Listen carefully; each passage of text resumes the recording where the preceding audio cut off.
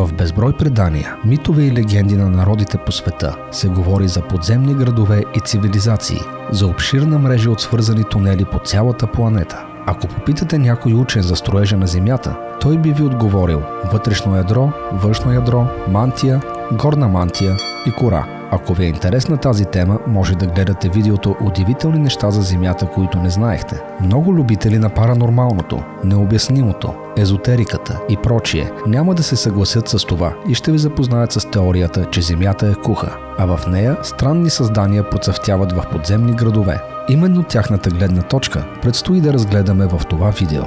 Кои са тези странни същества? Как са дошли да живеят в Земята? И къде са входовете на подземните им градове? Останете с нас до края, за да разберете отговорите на тези въпроси. Теорията се основава на древните легенди на много култури, които твърдят, че съществуват раси от хора, цели цивилизации, които процъфтяват в подземните градове. Много често тези жители на света под краката ни се смятат за технологично по-напреднали от нас. Други вярват, че извънземните не са от други планети, а са създадени от странни същества в Земята. Но нека се върнем назад във времето и потърсим следи за съществуването на всичко това. Още от дълбока древност, много народи и различни култури са убедени, че под нас съществува друг невидим свят. В митове, легенди и фолклор на различни племена и цивилизации съществуват разкази за такъв свят на подземно царство или на място, от което произхождат. Примери за това са подземното царство на Хадес в старогръцката митология, скандинавския Свартелхайм, християнският ад, еврейският Шеол и още много други. В кабалистичната и тибетската литература също се споменава подобно тъмно място. Тибетците разказват за история, която се предава от поколения на поколения, според която има древен град Шамбала, който се намира във вътрешността на Земята. Индианските легенди пък разказват, че има свят под земята и те са първите излезли от него, а мисията им е да заселят повърхността. Ескимосите също имат подобно вярване, идващо от фолклора им. Според легендите на много от изброените по-горе и още хиляди неспоменати култури, към света, намиращ се под краката ни, има входове, които са разпръснати по цялата му повърхност, включително около двата полюса. Официално историята на теорията за кухата Земя започва през 17 век, когато известният английски астроном и математик сър Едмънд Халей за първи път издигнал научната хипотеза. След серия наблюдения на магнитното поле на Земята, Халей стигнал до извода, че наблюдаваните аномалии могат да бъдат обяснени само с това, че Земята се състои от две сфери – външна, твърда и вътрешна куха, като всяка от тях има своя магнитна ос. По онова време обаче, теорията му е оборена от други учени и от невярващото общество. 2 века по-късно, теорията за кухата Земя отново набира популярност, макар че и през тези 2 столетия периодично се появяват личности, твърдящи това. През 19 век известни учени като Джон Клайв Симс младши и Йеремия Рейнолдс отново подхващат темата и настояват, че планетата ни е напълно празна отвътре. Симс не само твърди, че Земята е куха, но и че се състои от различни нива във вътрешността си. За популяризирането на тази теория голяма роля изиграва и романът на Жул Верн "Пътешествие до центъра на Земята" от 1864 година. През 20 век Хитлер и нацистска Германия проявяват голям интерес към теорията за кухата Земя. Те я взимат толкова насериозно, че организират цели 3 мисии до Антарктика. Според конспиративни вярвания, пратениците на Третия райх са намерили това, за което са отишли. Нещо повече.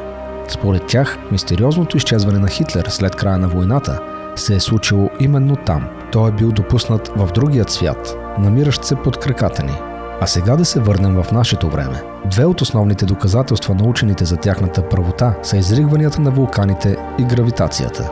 Те обаче хич не изглеждат убедителни според привържениците на теорията за кухата Земя. През юни 2014 година учени изследват мантията на Земята, но не стигат далеч. Едва сме отраскали повърхността на Земята, пробивахме до към 13 км навътре, но се наложи да спрем, защото стана прекалено горещо. До центъра на Земята са около 6500 км. Ние достигнахме едва 13. Това е нищо, разказва един от изследователите в мисията, Джон Бранденбург. Това дава още по-голямо основание на привържениците на теорията за кухата Земя да казват, че в крайна сметка никой не може да знае и да твърди със сигурност какво има там вътре и отказват да се съгласят с становището, което научните среди изказват. Според тях, Във вътрешността на Земята има цял един друг свят, каквито са и вярванията на древните хора. Едно от най-често срещаните имена, дадени на общество на подземни обитатели, е Акхарта. След кратко проучване намерихме тази информация в The Smoky God, биографията на норвежки моряк на име Олаф Янсен, отразена в Акхарта, тайните на подземните градове. Историята, написана от Уилис Емерсън, обяснява как корабът на Янсен плава през земния вход на повърхността на Северния полюс. В продължение на 2 години Янсен живее с жителите на колониите Акхарта, които, пише Емерсън, са на височина от около 3,6 метра. Много е възможно това да са така наречените гиганти, които са били забелязани по нашите земи още преди хиляди години. Подробно видео за гигантите може да гледате в канала ни. Според тайните, жителите на Акхарта са били изтласкани под земята от многото катаклизми и войни, които се случват на повърхността на земята. Това се е случило в следствие на продължителната Атлантско-лемурска война и употребата на термоядрено оръжие, което в крайна сметка е довело до изчезването на тези две силно развити цивилизации. Сахара, Гоби, австралийската пустош и пустините на САЩ са само няколко от примерите за размерите на опустошението. Под градовете са създадени като убежище за народа и като сигурни хранилища за свещени запаси, учения и технологии, от които са се възползвали тези древни култури. Известно е, че има няколко входа за царството на Агарта по целият свят. Мамут пещера в южно-централен Кентъки, САЩ. Планината Шаста, Калифорния, САЩ. Предполага се, че се намира под тази планина градът на Ахертейтеус. Мато Горсо, Бразилия. Предполага се, че градът Позит се намира под тази равнина. Игуази Фолс, на границата между Бразилия и Аржентина. Връх Епомео, Италия. Хималайските планини, Тибет. Входа на подземния град Шонше се пази от хиндуитски монаси. Монголия. Подземният град Шингва се намира под границата между Монголия и Китай. Рама, Индия. Някои твърдят, че под повърхността на този град е отдавна изгубеният подземен град Рама. Пирамидите в Гиза, Египет. Северен и Южен полюс. За разлика от християните, будистите в Централна Азия вярват, че под земята се намира прекрасна страна – Агартха или Агарта. Хората там са красиви и доста по-мъдри от нас. Там управлява цар, умеещ да чете човешките души. В продължение на хилядолетия, тибетските учени са говорили за подземен свят, като казвали, че те се намират в контакт с царя на подземното царство, който е и върховен владетел на цялата планета. Те говорят и пишат за тунел, свързващ Тибет с вътрешния свят, и отбелязват, че има много други входове, разпръснати по цялата земя. Столица на този вътрешен свят и следователно на целият свят, както казват, се явява Шамбала, където се намира владетелят на света в обкръжението на висши същества, които учат представителите на човечеството на наука, изкуство, религия и философия. В Индия има древно вярване за подземна раса на змийски хора, които живеят в градовете Патала и Бгогати.